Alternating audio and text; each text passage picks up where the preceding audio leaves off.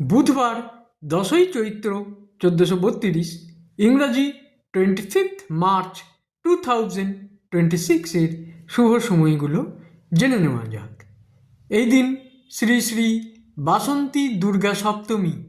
দিনের শুভ সময়গুলো হলো সকাল 5টা 42 থেকে 7টা 14, সকাল 10টা 15 থেকে 11টা 15, দুপুর 1টা 45 থেকে 4টে 55, সন্ধ্যা 6টা 35 থেকে 10টা 28, রাত্রি 1টা 43 থেকে 2টো 40, ভোর রাত্রি 4টে 14 থেকে 5টা 36।